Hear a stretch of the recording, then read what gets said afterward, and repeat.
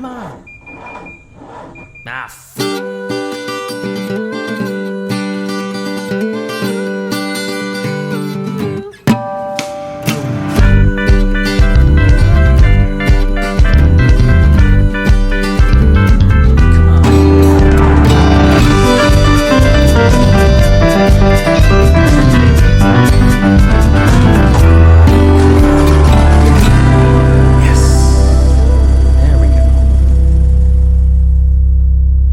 Welcome back to the only podcast produced by three winners of IMSA's Spirit of the Race Award. You're tuned into the Check Engine Podcast, streaming live through Anchor.fm or anywhere else cool podcasts are streamed.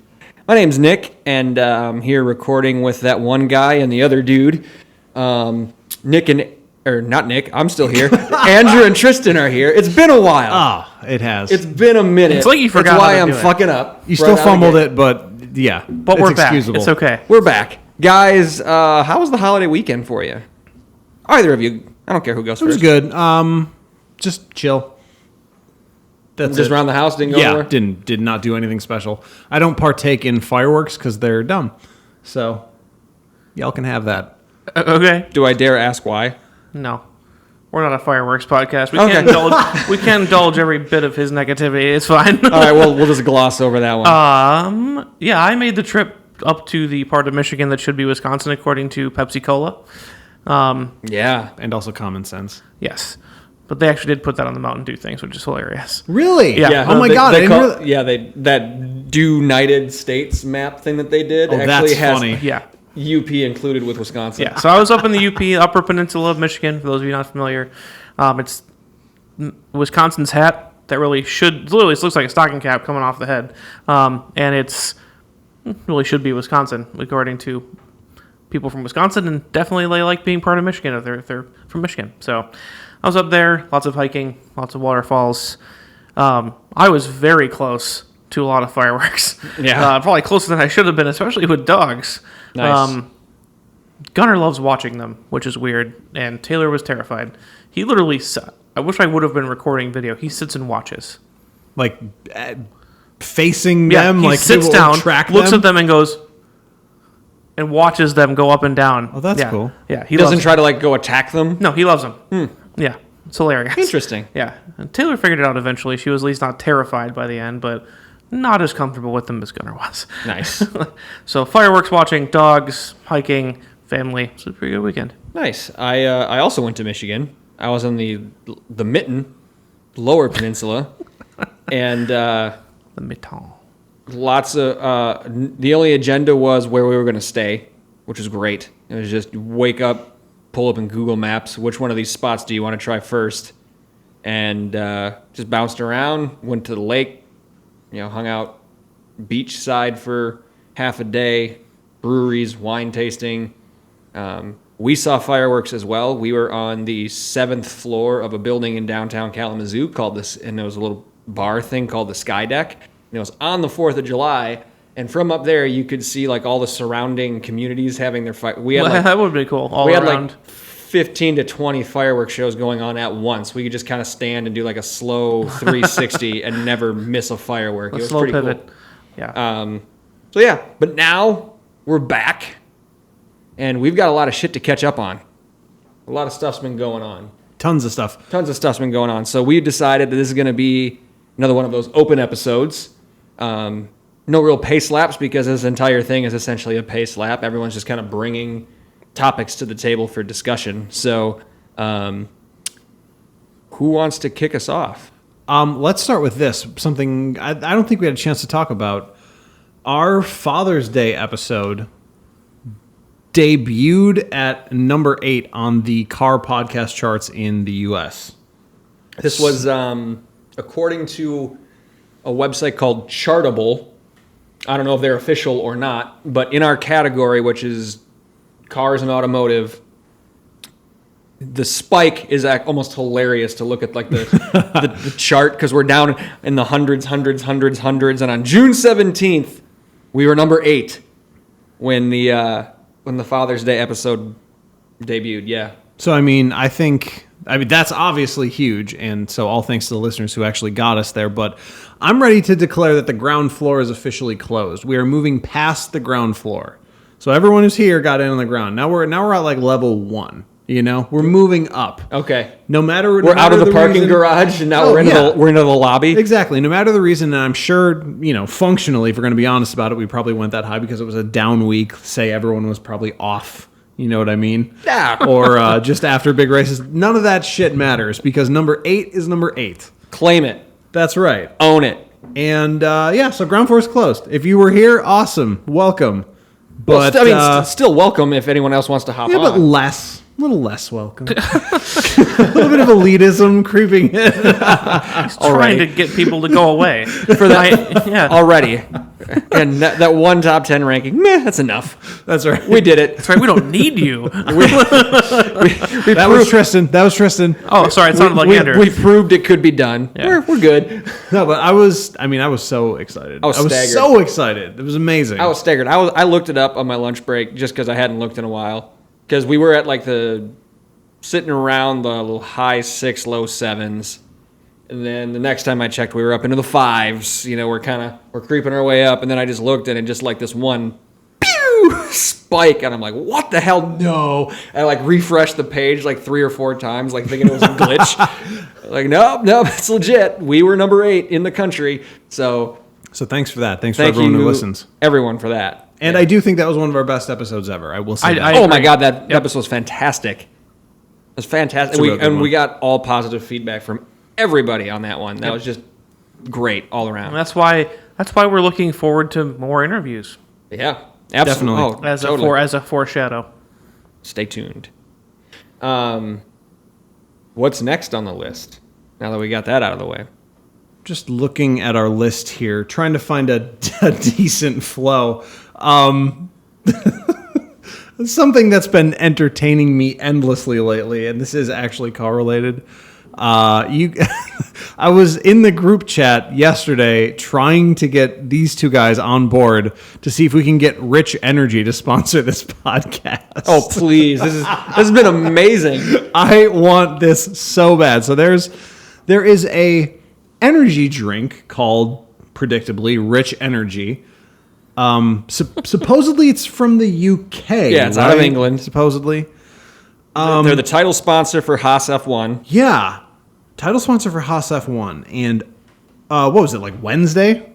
Yep. Wednesday, we don't know the whole story yet, but presumably the owner, William Story is his name, of Rich Energy, sent out a tweet from the official Rich Energy account saying that they had ended their sponsorship agreement with Haas over lack of performance and the quote-unquote PC culture of Formula 1. And then the shareholders of Rich Energy said, no, that's not true. And then William Story, Jalopnik reached out to him, and he sent back this email saying that he has 51% control of the company. A few board members went rogue and tried to change his position. Their actions are risible. And that's kind of been it. It's been a couple of days now. Now they're trying to, quote, save the partnership. They never wanted to back out in the first place. Yeah, but and that's kind of where it's just kind of sitting out there. So, logically, Rich Energy sponsor this podcast. We're way cheaper. Yeah, totally. Yeah. And I will wear your merch everywhere. Yep. Yeah, and as you saw, number 8, we performed pretty well. That's exactly. That one time we did pretty well, just like Haas. That one time they did pretty good. That got you to sponsor them, so. That's right. What I secretly think, though, is that William Story is just Elon Musk. Why is his name not Rich Energy? Or even at least Richard Story. Can we talk about that? Why is his name not Rich Energy?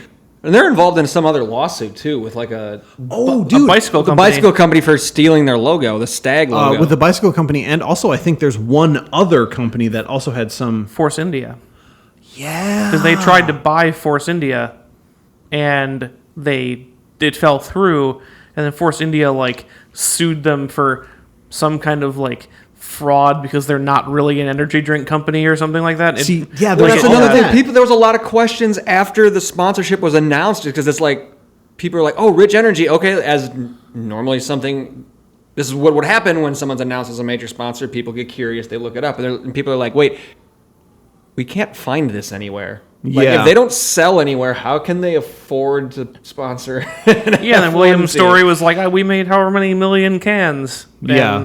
no one can find any, though. I think it's like direct online. Like there's no distribution that sells them. I Yeah. guess it's just like don't know. direct order or something. Oh, and also the thing is on that, they lost that lawsuit to the bicycle company. Yes, they so did. they are supposed to or will now have to change their logo. By I think it's like July, the end of this month. I think they have to have like all their logos removed from And packaging. and communication. F1 was saying you have to take that off the car because the logo was on the race car. Right. And I don't know if they actually ended They up haven't taking yet. them off or For Silverstone this weekend, they're still running the same livery. like there's all of these things stacked up. And yeah, and a huge F1 race this weekend at the quote unquote home track of this brand that still nobody really knows about. And like there's been this thing in the background, and please do some Google search on this and read some articles from people who actually know what they're talking about. But there's like this mysterious Russian investor as the other half of, so like William Story is like the public face, quote unquote, even though he has a Twitter account and doesn't tweet. And then, there's like supposedly a Russian investor or like Russian millionaire, whatever it is, kind of like behind the scenes.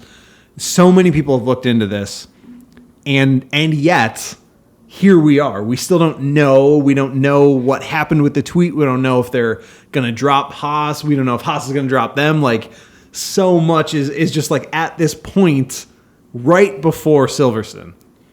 Craziness. You couldn't script that. Have you seen a picture of William Story? Yeah. He looks like he belongs on Duck Dynasty. He is Duck Dynasty. Yeah, he is Duck Dynasty personified. He's that old guy from Duck Dynasty, But he's British. but Fountain of Youth. He got whatever that is. That's the thing. Like, Rich Energy, maybe. why is his name not Rich Energy? It really bothers me. But 40 pounds sterling Yes. for a 24 case. so it'd be what, like $70? I don't know, not that much. I don't think so. I don't know what the pound Yeah. is now. But that's a lot. And it's only on their website, right? Yep. Only on their website, and they also have a bunch of. Well, here's the thing: they have tons of gear, all the stuff you'd expect: $50. shirts, hats, polos, Letterman jackets. Yeah, I just saw them. I'm gonna buy the Chinese knockoff on eBay. Like I'm going to get Rich Energy gear because this is delicious. But I'm not buying the real shit. I say not the energy drink, just the story. And they are F1 prices. The hats, $45. The polos, $95. The jackets, $105. Like, but how real is this company? I is just it? need to know so bad. I'm so excited. It's crazy. It's absolutely insane. I love everything about it. You should tweet at him. I did. It works. I did. Yeah, he told us in the group chat, I want to get Rich Energy Yeah. to sponsor our podcast. I said, do it. I did tweet at them, both the brand and William, and he didn't tweet me back. But the DMs are open, Will. Help a brother out. But my first recommendation would be change your name to Rich Energy. It'd be fantastic. Anyways, Sponsor us and also hire us as your marketing team. Yeah, right. That's all just crazy nonsense. Who's got something else? Well, I mean, someone mentioned that William's story is like an Elon Musk. I think that was Tristan. So Yeah, it's an odd, weird transition to a Tesla conversation. Sure. They've been trying to sell Teslas in Wisconsin, Yeah, since the company was founded. and can't pass that. They can't get through our government here. Actually, this one we went all the way through up to the governor's desk. This is the third proposal to get Tesla legal to sell in Wisconsin. Got up to the governor's desk. Governor vetoed it. Did it have weird riders? I don't know about the weird riders. What I do know is that the Wisconsin Auto and Truck Dealer Association, who is opposed to this bill, Clearly. obviously, was one of Governor, is it Evers or Evers? Evers. Governor Evers' chief campaign contributors. Oh well, Jesus. So there you go. He's bought like every other politician. So Yeah. You gotta have money to run campaigns. I mean, to me, I'm just so whatever about this. I have been going so far out of my way to avoid any news about Tesla for a month. And it's been good. Feel good about it. Feel fresh. Feels Mind amazing. is clean. Yeah. is it freeing? It's exactly like giving up Facebook. It feels so good. Don't give up Facebook. Find us on Facebook. Yeah, but then switch to our Instagram. Like us on Facebook and then switch to our Instagram, which is also Facebook, but don't talk to me. No, I feel like I should have an opinion on this, you know? Like, oh, good, blah, blah, blah. But I don't have an opinion on either. I just thought it was an interesting story. it is definitely interesting. And again, that's all I can say about it, you know? Yeah, it's weird considering he would be normally considered the progressive governor compared to our previous one. Right. But see, But then he's also then that usually comes with the trailer of baggage about how companies are bad. You yeah, know? but not even Yeah. on that. Like, And then the whole financing part of it. but it's that's advancing the theory that Tesla is in any way progressive. Well, Like- not the company, but a lot of people Not who even are just like the to company, buy them. but like the whole theory of allowing Tesla would be a really cool progressive movie. It's like, well, I mean, maybe it's just corporate. Like, it doesn't have to be Right, and it also doesn't matter because you just buy them in Illinois. Yeah, everyone does. So yeah, buy them. it's not like I haven't. It's not like I haven't seen any with Wisconsin plates on them. They're getting them somewhere. Yeah. So Illinois. I mean, yeah, I'm just really whatever about it. Fair enough. Next. Next, I just locked my phone. So That's why you have a notebook. It's never locked. here's something that happened over the 4th of July weekend that definitely got my attention. NASCAR asked everyone watching the Camping World 400 how they like to eat ass. yeah. And I just want to they like know to what? how NASCAR wants to know how you eat ass. Are you a rim rider or are you a bottom feeder? Yeah, it was uncomfortable. For myself, I will answer rim rider. I'm a more private man. That was their tweet. I don't get it. Right here. Hashtag NASCAR salutes as their name. Are you a rim rider or a bottom feeder? At Chicago Speedway. Camping World I mean, I understand it from a racing standpoint. I don't understand why they would ever tweet something Yeah, like but that. also this photo is just two cars on the racing line. Like, in the middle. yeah, there was not a disparity. There's in their not there's height one on not the somebody track. way up at the top and There's not somebody way in the yeah, bottom. exactly. And so that's why my only assumption is that they want to know how you eat ass. Well, we're not going to give that information up so easily, NASCAR. Maybe it could have been a poll. Well, he did. He did. Yeah, they can know. They can. They could. It's not for them to know. They don't need that information. There was a lull in car Twitter for most of June, and then it's really just taken off in July. Like, stuff has gone exciting. Rich Energy, Yeah.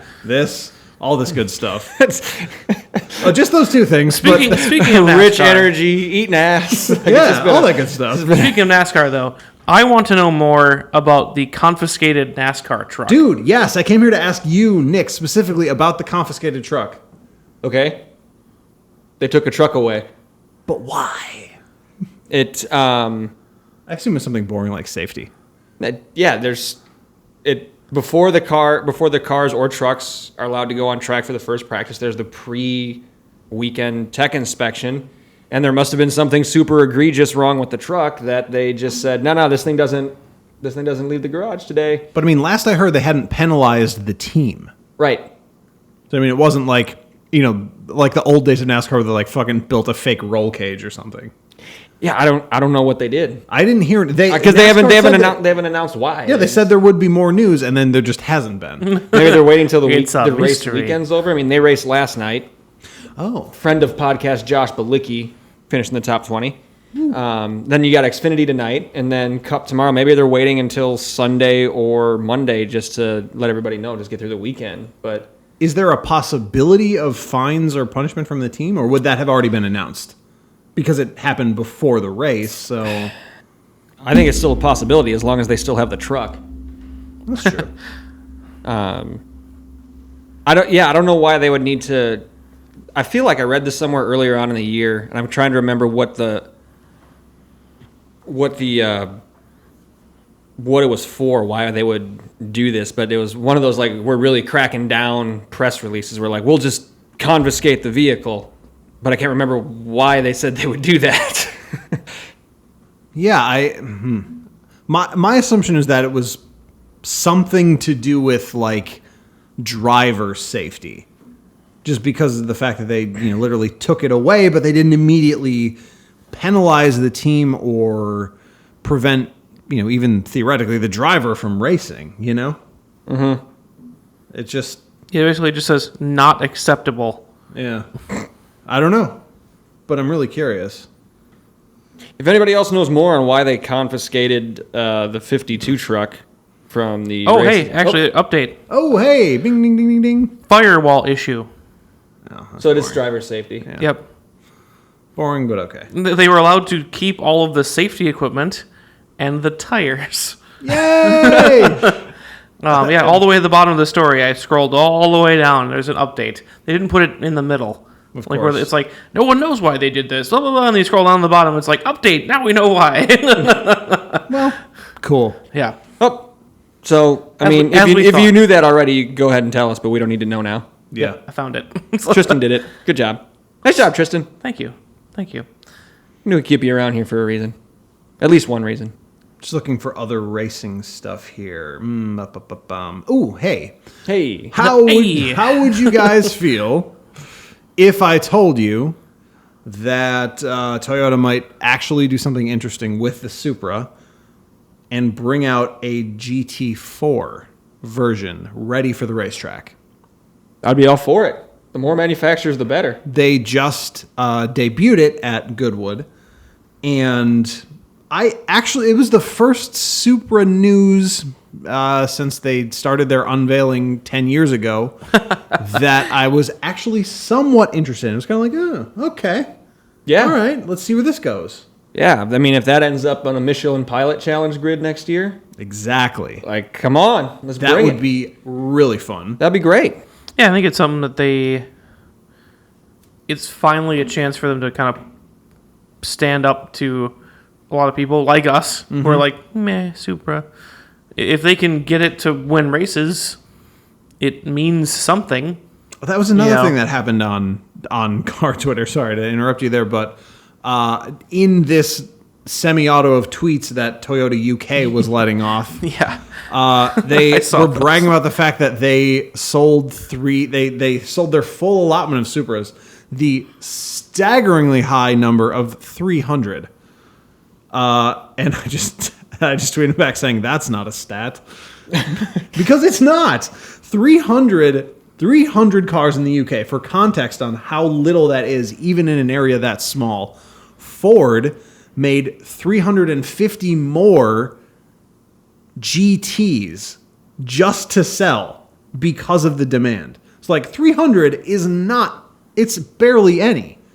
I would imagine that the BMW Z4, the same platform shared car, comes out in a few days. I'll bet if we look up the Z4 stats and next month, they will have sold more than 300 of those in a half month.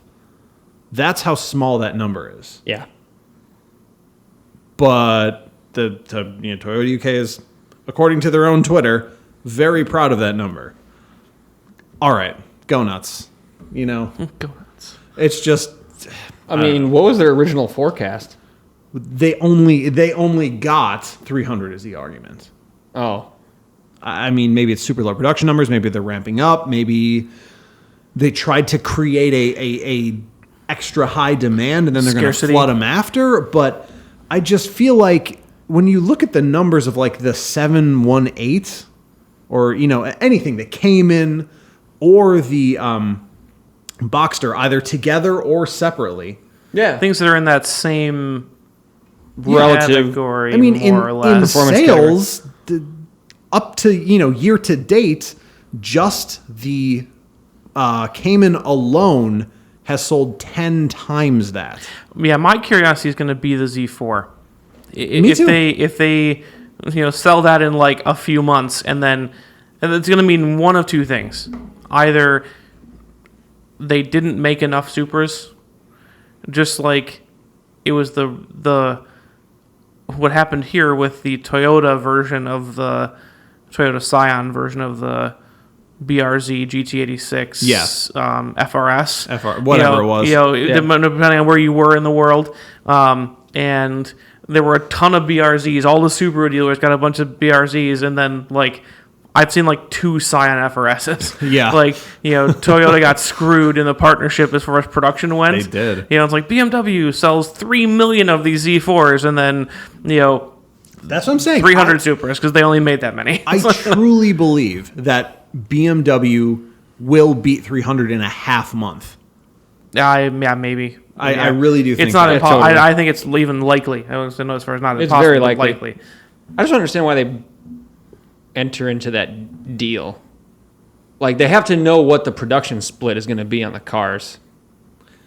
Toyota does in that meeting room. Toyota You know does what I some mean? weird stuff with production. I actually, for my next blog, I'm writing specifically about 2 cars that Toyota made in the past and weird things they did with production that kind of put them behind the 8 ball when it came to, like entering a market where there is a dominant leader or attacking a dominant leader, exactly like the Cayman Boxster twins. I mean, they are absolutely dominant in that sports car segment, or I don't know, what do you want to call it? Introductory level sports car, whatever, midlife crisis car. You know what I mean? That thing, Mid-level management sports car? yeah, whatever we want to call it. I mean, you buy the Porsche, you just go do that. So 300 really seems like they're doing the same thing. Toyota's doing the same thing yet again, underproducing. First of all, overpromising on the front end, and then under-delivering in terms of numbers when it comes to sales. I mean, we'll see.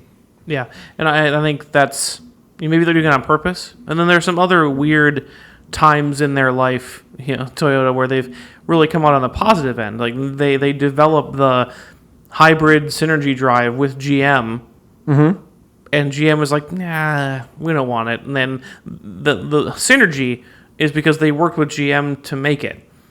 That's where the name comes from. And then GM was like, yeah, you can have it. They bought the rest of the licensing from GM. Yeah. And now Toyota hybrids are like a huge deal. Oh, yeah. Anybody heard of one? No. No. I mean, wait, all of them. Oh, yeah, They right. make. I think they make an everything hybrid. They do. I mean, it's and it's a huge deal for them. So sometimes they come out with these really weird home runs, and then sometimes they do things like the weird, all the good parts of the BRZ GT86 FRS triplets Yeah. are the Subaru parts. Yeah. It's like, and they let themselves be clearly outshone. It's like here in this partnership, all the parts that people want are the Subaru parts. And that's definitely the same thing. I mean, I will stamp that right now. That has absolutely already happened with the Supra. I mean, they just got outdone. By BMW. Before the car's even on the streets, they're Yeah. outdone. Yeah. Yep. I don't So, know. interesting to see where that goes. Absolutely. I don't have as many topics as you, so I don't want to burn through all No, of that's them all right. right I'm off just the looking. top. The other direction I was going to go with the Supra GT4. When we went to Chicago, Tristan, you remember the Lexus LC convertible. And Yes. my comment was, why is this here as a concept? This is a road car. Yeah. Well, they've now officially announced that.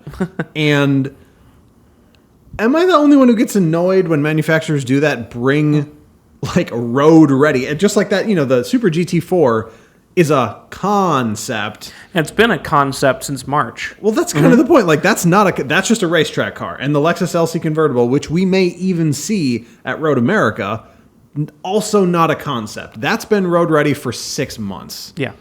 I get that they have to do that to maybe build hype, but why can't If they're not selling it accurately, they have to call it something. Is that true? Is that the reason why they do it? Because it's not Well, on I don't sale? think it's regulated well, it might be. I don't know how car regulations work, but I think if it's, they have to at some point tell the public and the media that this is not for sale. Well, no, but it's more. So they gotta it's- call it lot of something, A right? lot of times, though, it's seen as like you'll see it in the fine print on car ads. Where it's like pre-production model, Yeah. not like they do say that we're gonna make it, and it's basically gonna look like this. You might see the tag brackets in a different place or what, but basically it's gonna be this. Yeah, there's already You know. another tier for that. Cars that Are going to be cars. They're just not being produced yet. Yep. Versus concept. When you use the phrase concept car, to me that implies like this is going to be the preview for our design language, or it's going to be a bunch of new Technology. mechanical features or technological features that we're going to put in all our cars, or Yep. you know, like, but it's like here's this new concept car, and then 6 months later they roll out literally the same same vehicle. car. And say this is the new Lexus LC convertible. It's like that's the same one you had as a concept 6 months ago. Yeah, more to the point, they could. I mean, literally, with the LC convertible we saw at the Chicago Auto Show, they might actually sell that as a dealer-driven. Yeah. that car was ready. I mean, Yeah. at that very moment. Yeah, and then I mean you can then, you know, it's just weird that I feel like you'd build more hype. Car people have been conditioned to go, yeah, whatever, concept car, it's never going to come true, you know. I totally You know, agree. Versus Yeah. like, hey, brand, like, take a tip from like the tech world, like, you know, here's the new iPhone, whatever, and it's going to be on sale in a week and a half. Done. Exactly. Like, you know, this is what you're getting. Surprise, build that hype, and then release it. Versus saying, oh, it's a concept, but don't take that seriously. It's a concept. Yeah. So people are conditioned to ignore that car for 6 months instead of building hype. I totally agree. I think you're exactly right. I just think it's weird that that's kind of its own thing now. This I don't know, what is it? A secondary or tertiary class of concept / pre-production / maybe we will, maybe we won't thing. And yeah, I just don't love it. It just Concept seems- that isn't. it is, same brand though, Lexus and Toyota. Yeah. Weirdly, Yeah. Odd. I wonder if any other brands do that. I will actually keep an eye out. There for might that. be a. I don't know. It wouldn't surprise me. if there- Volkswagen's done that. Yeah.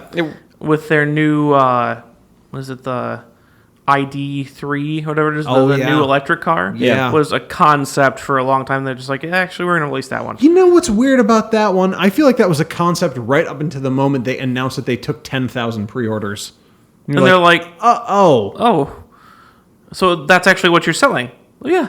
What? That was my confusion. I was like, did you?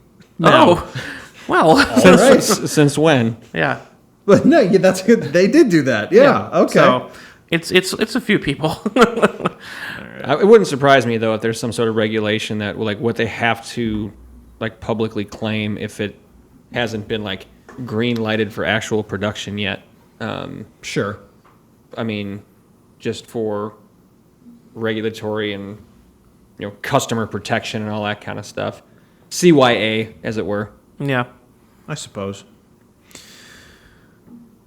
Lexus did one other thing that was totally bizarre. Yeah. They made a boat. No, sorry. They didn't make a boat. They made a yacht. Really? They made an ultra luxury yacht, or basically what they did is get in touch with some yacht coach builder and had put the them Lexus badge on it? literally. Yep. The actual on the front of the On the front. like a car badge. Like a hood ornament? I mean, well, you just like the L, but it's like on the prow. Yeah, depending on where it is. Yeah. It's kind of like on Forecastle. like on the front. Oh, Jesus. I mean, why? It's kind of a neat idea, but I feel like that is way too upmarket for Lexus. A yacht?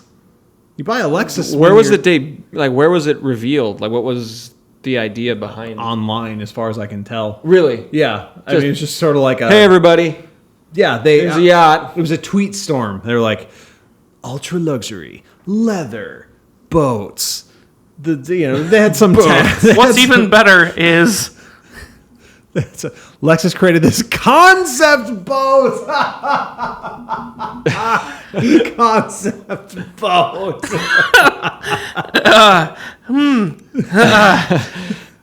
Carver Yachts built. yeah, which is funny. Do you know them? Yeah, they're from here. They're from Pulaski. Are you serious? Yeah. No Yeah. shit. Yep. However, to be fair, it is powered by 2 Lexus V8s. So Okay. they're using some, Okay, so some Lexus technology. power. An All right. element. Yeah, and then the boat is designed by an actual yacht company. So, yeah, All right. Pulaski, Wisconsin. I didn't know any of that because I didn't click the Twitter link. Impressive in-house capabilities, the craftsmanship of its boat builders, and the quality process to bring the boats to market. But is it coming to market? They have the ability to bring it Well, to it's a market. concept boat, so yes. Eventually. Concept boat. Next spring it'll just be same picture. Exactly. New boat from Carver Yacht and Lexus. 42-foot carbon fiber composite sport yacht. Damn, how much do you think that thing is going to be? Many Many- dollars. Millions of dollars. Yeah. It's going to have to be at least $1 million. Probably 2.5. Yeah, it's a lot. I don't know how much a yacht costs. I have no idea. Lots of those dollar bills. Absolutely. Does it come with a Lexus? Even a tiny one? Like a keychain? Just a little ILX. Just right in there. Well, Like you just roll it off. Like Yeah. you just dock at the pier and then just roll the car off? Dude, come on. That'd actually be kind of sweet. That would be super cool. I don't think that would fit. I don't know. Wait, how big was it? 20? 42 foot. Oh, 42. You can fit a car in there. In the hull? It's a double houseboat. That's a good idea. They should give you an ILX for that. Or they could partner with a well-known scooter builder and include a Lexus concept scooter. Concepts. Designed by Yeah. Aprilia. Piaggio or something. Yeah, Piaggio. There Yeah. you go. Yachts always have those jet skis that hang off the back too. They could There do you it. go They with could do it- Bombardier. Yeah, with Bombardier and Concept jet ski, bro. concept jet ski. Yeah. Just concept on concept Why on just stop concept. at the yacht, Lexus? Come on. Accessorize. Concept watch by Tag Heuer. Oh, my. You got to Although those happen all the time anyway. Yeah, they do. You don't have a concept watch? Concept cologne? Come on. Shoes. I mean, the whole thing. Throw concept on all of it. Concept. If it's life made for only vests. one person, what instead they're of doing. custom concept, No. Don't give them that idea. bespoke concept yacht. Don't put that out in the universe. They will do that. Too late now. Oh, man. Man, oh man. So, yeah, let's knock that off, Lexus. We see what you're doing. That's funny. Ooh, let's see here. I don't want to go into sad news yet. Let's talk about Tristan's new most favoritist car Oh no. of ever and all time. Uh-oh. What's it gonna be? Tristan has said that he really likes the Kia Stinger. I He have. does really, Yes. really Yes, like the he- Kia he- Yes, I do. And as well he should. But now, he will never be able to prevent himself from owning one post-haste because they brought out a new version of the Kia Stinger, specifically designed for Tristan. For Tristan. And it has a drift stick. Yeah! Your most favoritist road-going feature. An actual, honest-to-God drift stick. And people, Tristan, people love it. Do you love it? I love Tell us how much I you love the it. color. Tell us how much you love it. I don't love it. Lean into the microphone and say how much you love it. I don't love it. But it has your favorite. You remember how you said that drift sticks make you look really cool and they're super practical? Now you can have it in a Kia Stinger. I don't think he's listening to me. Honestly, the drift stick in a Kia Stinger makes even less sense to me than it did in a fake rally car from Ford. Yeah. Why? You can drift a Stinger without a drift stick. Oh, well, see, that's the thing. This goes in the all-wheel drive one. I don't think Which is the dumb thing because there's a rear wheel drive car that's already perfectly capable Of this. drifting. I don't think it even comes. I think the Stinger D, weird name, but I don't think Stingered? Yeah, I don't think it comes in rear wheel. I think it's all wheel only. That's what I mean. That's like you could get this, or you could get the V6 rear wheel drive Stinger and do the same thing. Yeah, At least with the Focus RS, it's all wheel drive all the time. And it needs Right. the drift mode to really drift an all wheel drive car. Whatever. You can drift a rear wheel drive car because of what it is. don't tell people that. You can do that. Just go ahead. You guys. I wonder Do it. I wonder how many questions they got at the dealership. Like, does this thing have drift mode? Oh, And- dude, what if that is why? And how many dumb salesmen are like, well, no, instead of saying, yeah, they're rear wheels. You bring up a Yeah, it's really rear-wheel interesting drive, question. dope. You dummy.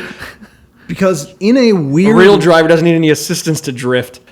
but in a weird way, I could see a universe where people would cross shop the Stinger with the RS. I mean, if you could still shop the RS. No, I mean back when Yeah. you could. Yeah. I feel like that is a super weird comparison, but I think people might actually have shopped that in real life. Maybe. Maybe. I mean, the cars are. Cost is relatively similar-ish, but Funny like what? story about that, But though. like, the cars themselves are so different. It'd be. I feel like it'd be tough to cross shop. But what else? One I of mean, our local Kia dealers is offering to one of my coworkers. I know this is this broad appeal, but he was looking for a new car. He's considering one or t'other, and Tether. the other. Yeah, Taylor. One or Alright. t'other. And one of his options was the Kia Stinger, and they were offering him $10,000 off that car. Whoa. Yeah. What trim? The all-wheel, whatever the GT? first available all-wheel drive trim, I GT, I think. feel like that's a GT. Yeah, Damn, yeah. that's a good deal. Take that deal and yeah, run. I should get that car. I want to go get one now myself. Oh, they have one that's just for you. It's got a drift stick. I bet I don't get $10,000. But now your off license that one. plate won't work. I know, it's all right. I mean, I'm surprised that no one else had actually picked that license I know. plate. I'm Like, very proud of myself. But like, I don't know if I'm just proud of you or disappointed in the lack of creativity thanks. among other people. Thanks. Because doesn't that kind of Friend. lend itself I to totally agree with you. like? Doesn't it kind of lend itself to the name of the vehicle? I'm not that private. If you guys find me on the road, wave. I already also have a Check Engine Podcast sticker on the car. It's WRX Wing. I thought it was brilliant. It is brilliant, but it's also like you have a WRX. There's more than. It's not just you that has a WRX and likes Star Wars. No, I know this. It's like half of them based Yeah. on stickers, Yeah. At least. at least. So how can no one else come up with WRX? I have an entirely unique sticker on mine. The Check Engine Podcast one. just a Yeah. white circle. Yeah, now. At this point, Yeah. And the Weathered and the worn. Rogue Squadron sticker. Entirely unique. No one else has it. how do you know? I don't. That's sarcasm. Oh. Speaking of weird happenstance of cars, so on my way home from work yesterday, between Milwaukee and here, I saw a total of 5 first-gen Hyundai Veloster turbos. 3 within 2 miles of my house. So I have to wonder, is there a secret society where all they ask is trust of people who own Velosters and I don't know about it? Well, you just broke that trust if you're trying to. So get in. no, they're never gonna let you in now. But I don't know. But I don't know. Yeah, but best to not talk about it. Maybe they meet just up. in case. I don't know. It's really weird, but now I'm wondering, What society? We know not of what you speak. what do they do there? I know there can't be a secret society of WRX owners because there's just too many. Well, yeah. You're never also, you guys gonna be able lack- to keep a lid on it. You guys lack the requisite chill not to all have super loud exhausts. I don't. He doesn't. Mine comes with as loud as I really want to ever go. See, exactly. There you go. The car comes loud from the factory. It comes oddly resonant. Yeah, it really. Yeah. Is. But isn't that? I've never seen that many Velosters at any No. point, and to have so many in this area, something's going on. Something's a If little there fishy. isn't something going on, you need to start something. You do. He's not social enough. Put up flyers. Definitely not. Call it Society N. Society. No. Yeah, but I don't know. Now I'm kind of curious. Maybe there's some kind of owners club. I don't. If I went on Facebook ever, I might look it up, but you know how likely that is. I keep getting invited to things in person. Really? Yeah. Really? For WRX owners. For Subaru owners. Oh God. All of them. Do people come up to you? Yeah. When you go to the grocery store? Yeah, like if I get out of my car and they see me, they like come over. Oh God. And like I got out of my car at a grocery, like at a convenience store in Sun Prairie, and this guy was like, "Hey, you coming to Boxer Fest?" I'm like, I don't even know what the hell Boxer Fest is. And he goes, oh, you're not from around here? I'm like, I'm from like the Milwaukee area. And he's like, oh, well, I mean, you're close. You should come. And like he's gave like a huge number. It's like some giant 1,000 number of Subarus all go hang out somewhere. I'm like, whoa, Is there a band? probably Is there refreshments? food. There's food and competitions. What kind of competitions? I'm sure drifting, maybe. Loudest exhaust. Probably. When you hit the rev limiter, how many decibels are your overrun? There you go. Yeah, but there was this guy was actually a Subaru brand ambassador. For Subaru. like this region, or yeah, but I mean like and for this area, and he was like totally decked, and that was when I was in Brookfield. what did he drive? He drove an Ascent because he had territory rep class numbers of swag and boxes, and like Did he was give just you anything? no, What a dick. because they're for the event. If you want stuff, you got to go to the event, He should have given you something to get you. which to the is event. at the REI in Illinois. Oh, for Of God's course it And is. I'm not going to Illinois. Do it at the one in Brookfield. Yeah. Right near where I work. I can go there. I'm not driving Of course to it's at an Illinois. REI. Yeah. Yeah. Like that's, That's the Subaru's natural habitat. It can't be all a of them. stereotype. I know. All of them. It can't be a stereotype Listen, because it's true. I pulled into the REI, and there was another WRX at the REI. Not just like an Outback or something. Like we all go there. Well, I know, but it's not It's funny crazy. if it's that true. Yeah, it's not funny anymore. You're kind of ruining it. Stop it. We have to pick a new thing. Not me. We're gonna have to pick. You go to REI. I'm not ruining it though, because I went no matter what. I've always gone there, no matter what I drove. I do it cool though. I did it before anybody else. I enter the REI parking lot sideways. On purpose? I very nearly didn't enter the REI parking lot in the winter, and then I did at quite an angle. So when I say I do it the cool way, I do. I can't believe you ruined that for everyone. You're welcome. Oh, man. What can I say? This is a huge bummer to me.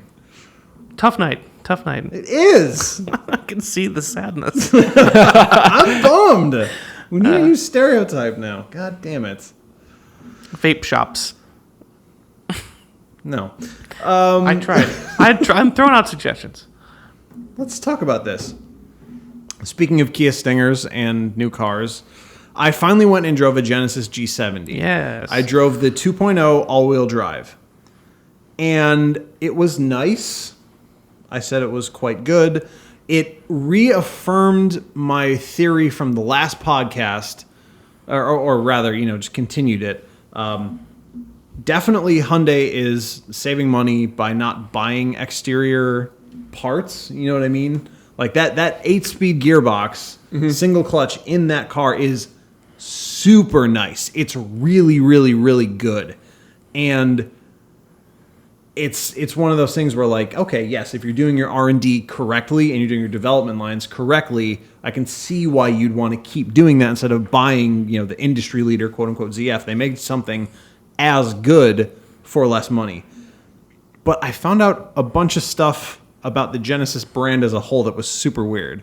So I'm intrigued. Yeah, the car was great. Because I heard about the loved car. it. I was texting you about the test drive, but I haven't Yeah. heard about the brand stuff. So I was talking to the salesperson that we always talk to at the Hyundai dealership, and she was just telling us about their troubles with the brand. So the dealer we go to is either, depending on year, 1 or 2 in the state in terms of volume and total sales. Sure. So they just rake it in. And so they were one of the first Genesis dealers. In fact, they were the only one in the area for a long time. They had the brand right from the outset. Then Genesis did that thing where they're like, okay, no one can have Genesis. And they almost had to go reapply and get retrained on Genesis, even though they already had it. And then Genesis went, okay, everyone can have Genesis. And the same thing happened. They almost had to go get retrained again. And they're like, no, we just had the brand this whole time. We just had it. So Genesis has had this weird, back and forth fluctuation where they do the wrong thing 1 or 2 times before they do the right thing. Another fantastic example of that. I was asking how the G70s are moving because they've had 30, 40 on the lot. I mean, Yeah. volume. lines of them. Yes. Yeah. And they're moving at a pace that actually matches that, which is cool. But one thing that Genesis didn't do when they established themselves as a brand is offer either what is it? Either competitor or brand loyalty cash to Hyundai owners, even the ones who owned the Hyundai Genesis. Genesis. They had to be told by dealers, listen, you have to pick one, because they just didn't think about it. They didn't have owner loyalty, and they didn't have competitor. So if you owned a Hyundai and went to go buy a Genesis, all you got was fucked. Well, you got a Genesis. Yeah, but you didn't get any benefits. Any other car you owned, you would have gotten something. Just really weird stuff like that. And the other thing they don't do at all is any certified program. They do not have a CPO at all. Not even through Hyundai. There's just nothing. So even though these cars are Interesting. moving off lots, if they come back, there's nothing to do. They're just That's used. a used car. Yeah. Yep. So weird, right? Is it? I wonder if it's due to the initial strength of the warranty, and if it's transferable. 'Cause if it's a 10-year, 100,000 mile, if people are returning them on lease with 3 years on them, you've still got 7 years in the remainder of the mileage, which is better than a lot of certified pre-owned warranties. But see, here's the thing. I don't know if you can sell off-lease cars with the remainder of the warranty unless they're certified. I don't think you can. Because the way, and I don't know if this is true for Genesis, but the way Hyundai's warranty works is if you sell party to party in any circumstance, you call Hyundai and you pay, I want to say it's like $25. You can transfer the full balance of all warranty from person to person. If that car goes through a dealership, it has to be certified to keep any balance. And I don't know if it works that way for Genesis at all. But just, working off the theory that unless a Hyundai is CPO, unless it's certified, you lose all balance of the warranty. So why? It just doesn't make sense to me. It feels like Genesis has focused so much of their effort into making people believe that they're not at all tied to Hyundai that they somehow didn't notice that it's actually not bad to be tied to Hyundai anymore. Is it just because in the car market right now, they're in the whirl of all these different brands and how how saturated the market is. They're trying to establish themselves as this luxury brand. Like maybe that's the strategy is to separate and this. You need to earn the right to sell us, and even if you did before, that doesn't mean anything. Like because we're just puff your chest out like that, just to try to, and go over the top with it, just to ingrain it into people's skulls. I don't think so. I just think they're missing it. I really do, because not only did they then, now any Hyundai dealership can apply to get Genesis. Like it's no longer limited. But what you also have to remember is that for dealership groups and for even brands at large to a lesser extent, no market is hotter now than used cars, especially certified. Yeah. So dealer groups want this so bad. Right. Because those Genesis that come off lease, that come, maybe if they are leased, you can resell them again. I don't know. You can definitely sell the remainder of the warranty on dealer-driven models, which would be like rentals. They give out, stuff like that. Courtesy But- cars. Yeah, I mean, I know that dealerships have to want CPO for Genesis, because if those G70s are going out in any capacity, and we know they're moving off lots, dealerships don't want to get nothing for those cars when they come back off lease. And yeah, you are still obviously getting money from a used sale, but not the same amount. I mean, you charge thousands over the used price for a CPO car, and it's just an inspection is what it is. Yeah, they you do can, it. I mean, you can ask if you buy for a lot of cars, if you buy your car off lease at the end, you could ask them to certify it, Right. and have you buy a certified pre-owned. Yep. But it's just your car. Yeah, exactly. It's like you had it for 3 years, you want to buy it, you can have them certify it for you, and then you get the extended warranty and all that stuff. And Right. usually you negotiate it's $1,000 more or whatever to have someone do the inspection, and then you get the warranty or whatever. Like, it's so simple. Yeah. I just think they're messing up. I really do. Genesis, I think they're messing it up. I think they'll figure it out. They're still relatively young in there. Yeah, I do think There's going to be growing pains with it. I think everyone is so interested and drawn in by how surprisingly, for a lot of people, good the cars are, that people haven't started to pay attention to this stuff yet. And what my hope is that the dealers will know, and they'll put up a fuss like they did when they were talking about removing them entirely or whatever Yeah. other options that they were like other weird things they were doing. Well, they did finally. The dealerships did get them to offer both owner loyalty, Right. and competitor cash to Hyundai buyers. I think most of the time it's owner loyalty, but still, they pushed them enough to get that. So. Yeah, so I'm hoping that the dealer groups who know this kind of stuff will work with, corporate and get that squared away before anybody really turns it into a negative. Yeah. Just weird stuff you learn. Yeah, how about that? One thing I definitely want to talk about, and I talked a little bit about this with Tristan, was my attitude shifted so quickly. I don't. Did I mention this on the podcast or not? I said there's a tweet that came out from maybe it was Automobile Mag, something like that. Rumors about a Renault Megane RS powered new Evo. So it'd be a Evo 11, something like that. I think that was just on our group thread you I were think it was talking on the about group there, chat. right? And I immediately said, no, I'm not getting drawn into this. I no, I don't give a shit. But then But wait. I was on the treadmill at the gym. And remember when we came in and talked about, I was laughing at Mitsubishi's curated lineup thing. I was like, that's really dumb. Like, why would you ever do that? But they took the logical next step. Which They is actually now hilarious. say a specially curated lineup. Is it for you? That's the funny part. And my brain instantly went, What if it's not? perhaps it is. Or what if it's not? Or what if it's not? But again, it Marketing immediately brought me back. scheme working. And I think maybe even I said this before or suggested it as before. Okay, one really good SUV, one really good electric car, and an Evo. Hey, you got my attention. And they have the really good SUV. They still don't have the electric car, but they have, at least two somewhat good SUVs now. Yeah. If they bring an Evo back in, I am interested. I love the Outlander that I drove.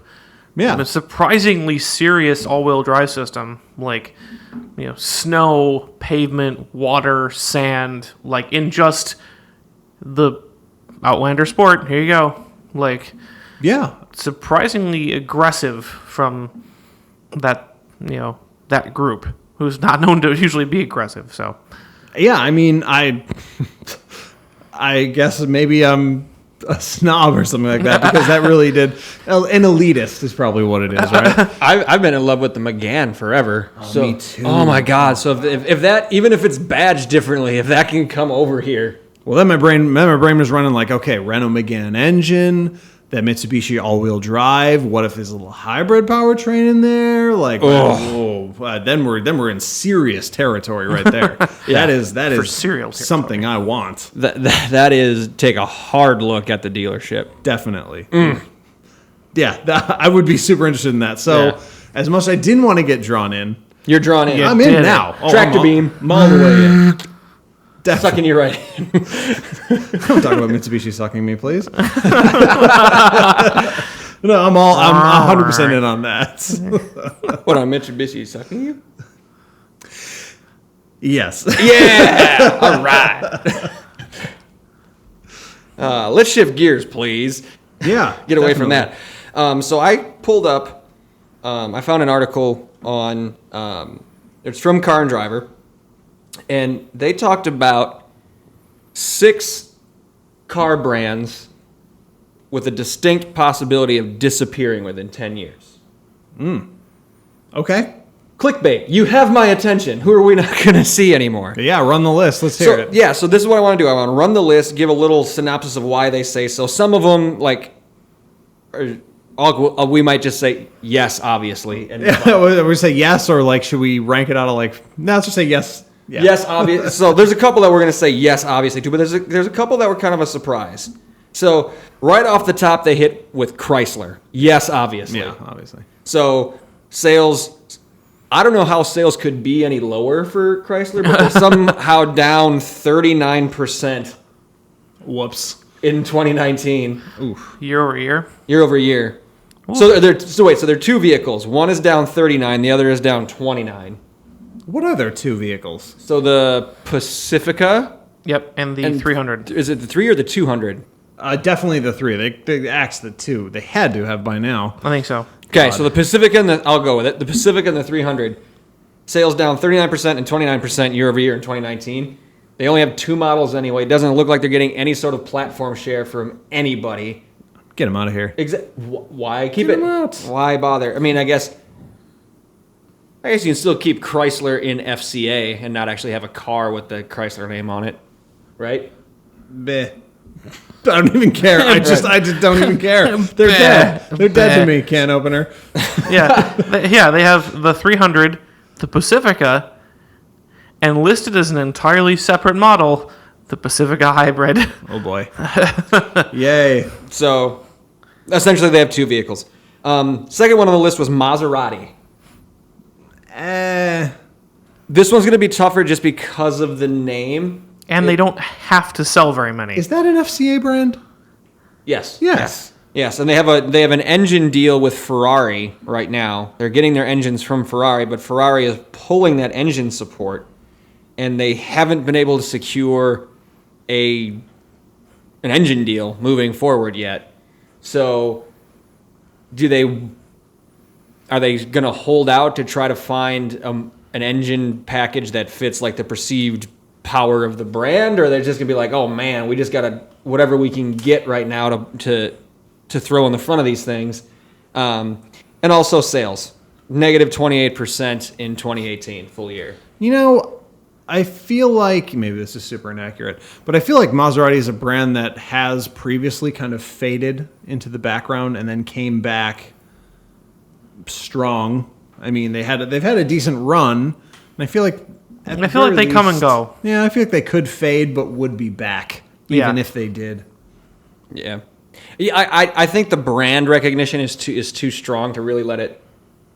There's enough people who get drawn in by that name or who care about it. You know, I don't think it's as strong. I think that they were a little bit of a loss leader for FCA in that they brought people in to lease super ultra luxury, but now Alfa Romeo's kind of taken that, where they're leasing. Yeah, these Alfa cars Romeo out at super low cost. Alfa Romeo, while they're like, I like the Giulia and the Giulia. I think they're nice. It's probably one of the worst things that could have happened to Maserati. Yeah, for sure, for sure. Alfa Romeo, the worst thing that could have happened to Maserati. And That's their Alfa- tagline, right? Yeah, I mean they may. I don't know if they're actually bringing the Giulietta to sell here, but they race it here now. So Yep. Okay, Definitely. number 3. This one might make me sad if it actually does happen. Is Mini.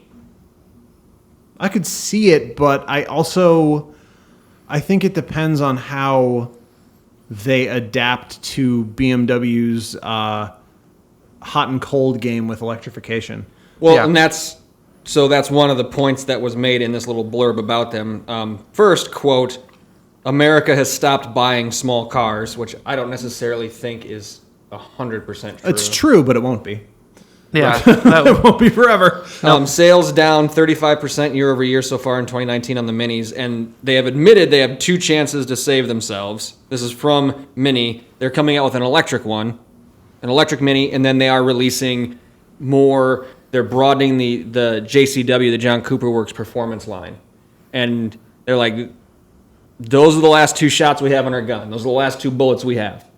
If it doesn't start turning some things around, we don't really know where it's going to go. And I think they lost track of being BMW's economy brand too. Oh, for No, sure. and they that's, I mean, did. because you sold a ton of those things when every not super rich but private school college kid bought one. More to the point, you can't you know- step in a Mini for less than 30 grand. Yeah. You just can't. And compare it to what's available for, Veloster, WRX, GTI, even a, Mini Cooper S. Yeah. Is going to be more than that 30 and is not going to even perform as well as those. And BMW repair costs. That's people That's caught what I on to mean. that, guys. Yeah. Yep. And, but if you can sell them for cheap and fix them for cheap, I mean, the GTI is not cheap to fix either. True. And, you can have some costs associated with being a fun car. But I think if they went back to their roots of being a fun, small car, that's better. I think they lost their way with these big ones, the Countryman and the Not big Clubman is relatively speaking, but yes, I get what you're saying. So some of them are actually big. Yeah, Like true. you stand next to a Countryman, it seems big. That's the thing. Yeah. That car, more or less, was built exactly to sell to me specifically. And I really, really, really like it. Except for the fact that, It's like 50 grand. it's Yeah. like $38,000 Yeah, with no options. with nothing. The way I want it, with the ambulance doors and everything else, it's like 50 grand. It's All-wheel drive, all yeah. four. Oh yeah, absolutely. Yeah. It's beyond impractical. It's actually funny. It's like you really expect me to pay this price for this car? No, and no. And that's their risk. At least that's Yep. why they would go. Yeah. Show me a JCW line, or not the full fat thing. If we're gonna do an SI to R with the full Yeah. John Cooper Works, but show me a 4-door Mini Cooper S JCW 200-ish horsepower for 27. Show me for 25. You know what I mean? Go directly at that SI and see how you go. Yeah. Right. All right, number 4. Hate to bring them up again because I know you were trying to steer clear of them, but Tesla made the list. Lost $702 million in the first quarter. Yep.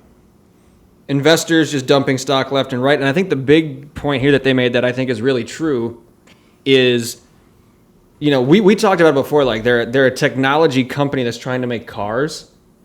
The real car companies, the people who know how to make cars, are now catching up to the technology in Teslas in a big way. Volkswagen Group. In a big way. I mean, I'm a hugely biased Volkswagen Group person, Yeah. obviously, but that e-tron looks better and is better than a Model S, the e-tron sedan, Yeah. and that the new ID is gonna. I think that's gonna eat the Model 3's lunch from being the consumer car. Sure. Because I think Tesla made the Model 3 and the Model S too close together. I think they're not going to produce an actual consumer, that word everybody hates, commoditized electric car, and that's what's going to kill them. right. At least, I mean, they might hang around as a luxury brand. I don't know that they're going to go extinct, But but they're not going to be the market leader. I in actually anything. disagree. I don't think they're going to be the market leader, but I don't think Tesla's going away for one of two reasons. It's not that they're too big to fail, because that's a fake term, but they won't fail because one of these two things will happen. One, Elon Musk's wild, blind dart throwing will hit a successful business strategy, or someone who understands business is going to take over that company. It's going to be one of those two things. Even if Elon remains the public face, someone will find a way to prove to him that there is a way cars are made and sold for a very specific reason. If Tesla were to glom onto that, if they were to start making production lines that made sense, if they were to start making dealership brands and had delivery schedules that made sense, there's absolutely no reason why they wouldn't be dominant now, right now, Right. other than production capacity. Right. But if they start operating like a car company, I honestly feel like one of those two things is far more likely than Tesla failing. Yeah, I agree, but I think that as far as they could be, and especially they'd have to. I still think they'd have to broaden their line. to stay competitive. Well, you I forgot don't think they're going to go away. No, you forgot. They already have a semi-truck and a pickup truck and a roadster.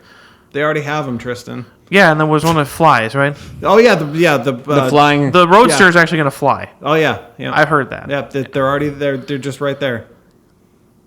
Yeah. No, I think the big point here is that, like Tristan said, the companies that know how to sell cars and deliver cars and produce cars are now catching up, if not already caught up with the technology factor. So not only are they going to be able to produce vehicles that are equal to or better than Tesla, they're going to be able to get them into people's hands way easier, I'll way less be able hassle. to go to a dealer and buy one. How about that? Yeah, wouldn't you like to? How about that? Two more on this list. This is a kind of, we know, Cadillac. Yep. So we can just kind of skip No, through we that saved them already. one. We did, but GM didn't do any Oh, of that's what we right. said. Sorry, do they any of didn't that. listen to us. Yeah, We saved them. they're dead already. Bye. Yeah. And then lastly, Bentley. Maybe. I don't know. I don't You think it's... talked about a loss leader earlier. Bentley loses money on every car they sell. And they've actually, like Volkswagen actually gave the head of Bentley I don't know what the timing is of it, but a profitability ultimatum. Either you figure out how to make money on your cars or else. I don't know what the or else is. I don't know what the time frame is. Well, they already made the truck. So, Is that one thing going to pull them out? And how expensive was that truck to make Well, versus what they're selling it for? if we have time, I'll give you an example of how. If we're done, anyone have anything else to say about Bentley? no. There is a luxury performance brand. They're not exactly similar, but in a Right. similar boat. Sure. It had a 96% year-on-year rise. Lamborghini, 96% up Because year the over year this year Urus- because of the truck. And you know what? I saw all of them. I saw every single one they sold in 5 minutes of TMZ coverage. When I was at the gym, TMZ was on for 5 minutes. Not one vehicle was not a Lamborghini Urus. Every famous person has one. Every fucking person has one. And I assume they also have the Bentley, because you're not going to have one without. You're not going to have one. You're not just going to have one. You know. Right. But no, seriously. And you wouldn't be seen with two of the same car. Like, are you kidding me? You can't have two. But I will say, if the SUV doesn't work for Bentley, then they probably should close, because seriously, Because it works for everybody. and every single one of those, actually, Lamborghini's to the point where they are now stopping production. They're setting cap production limits on their cars because they don't want to become. Commoditized. Yes, that's it. There we Ew. go. Hey, and you know what? They said that word, and I said, oh, I actually do understand what that word means, because Lamborghinis aren't commodities. Fords are. You idiots. Deal with it and embrace it and make a ton of money. Right. Anyways. Anybody got anything else, or are we going to get out of here? We should probably get out of here. I think we should get out of here with not an entire living history of, but since our last podcast, we did share about, but we did not discuss the passing of Lee Iacocca. True. I think we do have to address that sooner rather than later. Yeah, that's definitely true. Absolutely. Man. What a legend. I mean, when I think in, what was it, Instagram post, whatever I put up, what I said was that everything that we see, everything we interface with in modern car culture goes back to him. And I think that is the absolute truth, because while you can lay any number of, monumental car achievements directly at his feet, he was just kind of the man behind so much, behind the Mustang. So then every pony car, behind the K car in America, behind platform shared vehicles. Every car you see on the road made by an American car manufacturer is platform shared now. Yep. I mean, that was him. Everything, the Jeep, the Cherokee and the Grand Cherokee, and driving it into the Eagle building, like. Yep. And then there's the footage going around of him doing the commercial for seatbelts and airbags in the fronts of Chryslers. He pushed for that too. Like, Yep. just everything that we interact with that happened in the past I mean, I don't even know how long. 50 years, 60 years. 60 60 years. what 60 is what popped into my head. Yeah, it ran through Lee Iacocca, Lido Anthony, a good Lido Italian American, There you go. So I heard the pride coming through over there. and I mean, it's sad. And a good life, you know. Yeah. If each of us could have that kind of impact in our areas, I mean, just imagine what the world would be like. Oh my Yeah, God. as always, not ever without their own fair share of controversy. Always, Always. but contributions are monumental. So, If you are alive today and love even a small aspect of some part of car culture, if it's safety, if it's the commercials, if it's the sports cars, pick your slice of that pie. you'll find He has a bite out of it. so you'll Oh, yeah. find that he actually took some of that. He pie. took some of that pie, or he baked it. Yeah. Yep. So if you are a car fan in general, you owe that man a debt of gratitude. Yeah. Greatly missed. I'm Godspeed, sure. Mr. Iacocca. Thanks, Lee. All right, let's get out of here. So, you folks could tell over the course of the last hour plus that we're not pros, but you listened anyway. You stuck out with us, so we appreciate you for that. We don't want you just to listen, though. We want to hear from you. We've been getting more and more of that lately, which we love, but we want to keep that train rolling. You can start at checkenginepodcast.com. We have an email there. It's inbox@checkenginepodcast.com. The website also has blogs. It has our old episodes. It has links to certain things. It has an About Us page if you care on knowing a little bit more about your hosts. It's all going to be found on checkenginepodcast.com. We're also on the socials. We're on Facebook at Check Engine Podcast. And we're not just on Facebook, correct? Right. We have Twitter at Check Engine Pod. And Instagram at Check Engine Pod. So please let us know what you like. What do you not like? Send us episode ideas. Send us questions. Send us pictures of cool cars that you've seen or races you've gone to or anything like that. Cool profanity you learned. Yeah. Yes. I like that. Because we'll use it. We'll totally use That's it. right. If you're really, really into what we're doing, we do have support pages as well.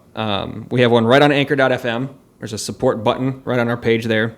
And then we also have a Patreon page, patreon.com/checkenginepodcast. Anything that goes in there comes out as hopefully better content for you, whether it be through more trips we can take to share with you, to equipment, to possibly swag, all of those types of things. So we thank you in advance for that. Also, subscriptions and reviews. Definitely. We're starting to bring up subscribers now because we've been really dumb and haven't brought that up before. So I've said that before recently, but I'm going to say it again. Subscriptions are really painless for you. They're free, and all it does is just let you know when we come out with something new, so you don't have to go find one of our ads somewhere. Yeah. Use your platform of choice and give us a little subscribe there. And then reviews. Andrew shouted out the number 8 chart position. We've gotten more reviews since we've really started pushing for it, and we posted some of the good ones or some of the best ones, but those weren't the only ones. Thank you so much for any reviews that you've been given. Checked around with these guys. We see these reviews. I said, "Hey, do you know these people? Nope. Or are these just people who are listening?" And that's so awesome. That's such the a best. rush. Yeah. It's such a rush, and it's so appreciated. Please, reviews help our perceived value in the algorithm. It brings us further and further up the search list. So we appreciate that as well.